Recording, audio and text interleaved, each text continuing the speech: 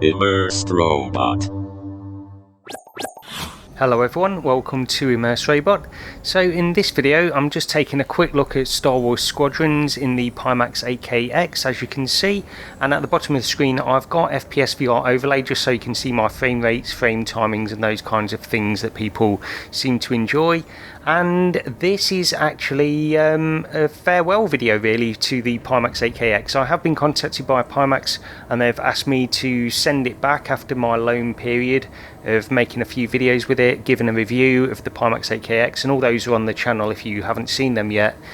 But I just realised before I was going to pack it away that I hadn't actually tried Star Wars Squadrons, so I thought this would be a good one to give a final video on. And actually I've got it running at 90 FPS at this huge field of view, and so the settings that have allowed me to do that, and I've not experimented too much, I could probably push them up a little bit, but basically I've got the lowest possible graphic settings in game, and then I'm running at SteamVR resolution scaling of 60%, which is what I usually play at actually with the Pimax, because obviously you've got that large field of view. It can be very intensive in terms of performance and demand on your PC, so that tends to be the resolution, and it still gives a very high resolution anyway. It's sort of 3500 by 3000 per eye, so it's a very high resolution still,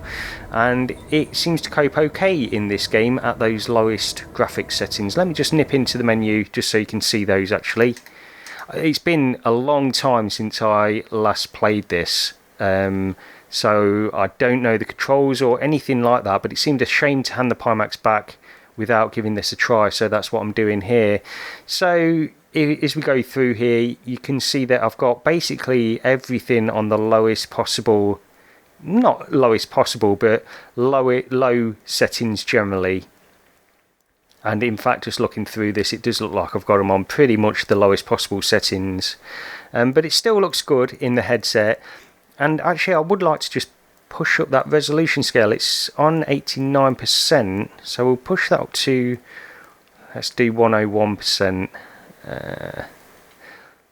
Should be able to. I don't think we need to restart. Oh, we need to restart to do that. Okay, so I won't bother with that anyway. I just wanted to see what it was like quickly, but yeah, we won't bother with that then.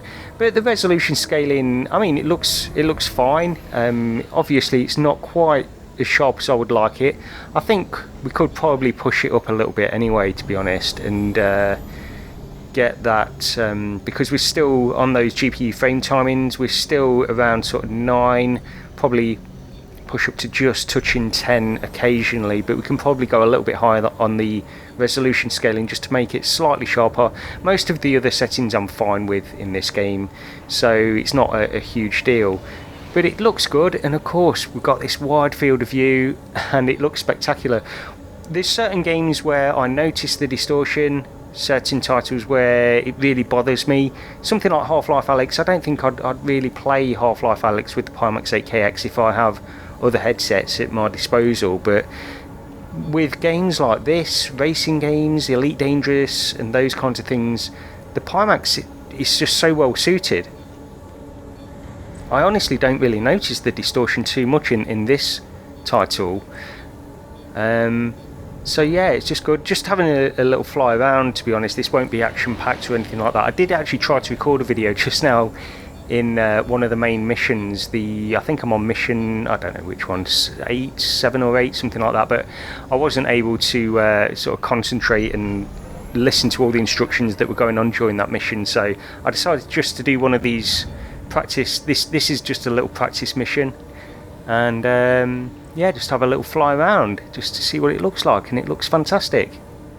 So the Pimax is going back, and I think they're going to send me the return label, I think early next week they said, so but I'm staying in contact with Pimax, and I'm hoping to cover more Pimax hardware in the coming months as things get announced and released. So I'm hoping to bring all of that stuff to the channel.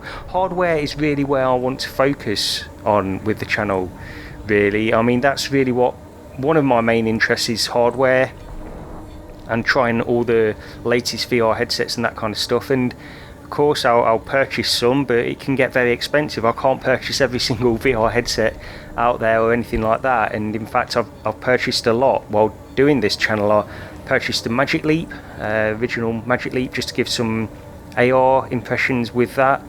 I did sell that on though, so I sort of made most of my money back on that. But just incidentally, actually, Magic Leap are selling the original Magic Leap 1 headset now for around, I think, $550, something like that, down from over $2,000. So I think they're just trying to get through their remaining stock of that, which makes sense with Magic Leap 2 now due for release. So yeah, it can get very expensive. So if I can get in contact with some of these companies and just get a loan review unit for a period of time just to make a few videos on, give a few impressions on, then I'm more than happy to do that. I am actually, speaking of which, I am actually recording the audio in this video with the Mod Mic wireless, which I've been using almost entirely. If I record a video with Pimax or with a Quest 2, then I generally use the Mod Mic. With the Valve Index, it's got a good enough integrated microphone anyway. In fact, a very good integrated microphone in the Valve Index. So yeah, that's pretty much it. This is just a bit of a farewell for me for the Pimax 8KX, and I hope to be covering more Pimax hardware in the coming months, as I mentioned. And getting it running at these native frame rates is fantastic as well. So I was trying the Pimax in Resident Evil 7 VR with the VR mod, but I was really struggling to get native frame rates in that title, which is probably to be expected, and I was having to lower resolution scaling very low in that game, reduce all the in-game settings right the way down, and then lower SteamVR resolution scaling all the way down as well, and I sort of managed to get it to 90 FPS native for the most part, but it was still fluctuating quite a lot. So that was another video that was in contention for being my final one. I was thinking about doing that, but decided not to in the end. But yeah, I'm glad I've gone back into this. It's actually reinvigorated me to go back into Star Wars Squadrons and start playing this a little bit more, really. I got so far through and then I just sort of fell off it. I saw other things were around that I decided to focus on, so that's where my energies went, really. But this is a great looking game, and of course I'm a big fan of Star Wars anyway, so if it's in this universe and you get to fly all these ships, all these iconic ships, and fly around all these iconic ships as well, it's a great experience.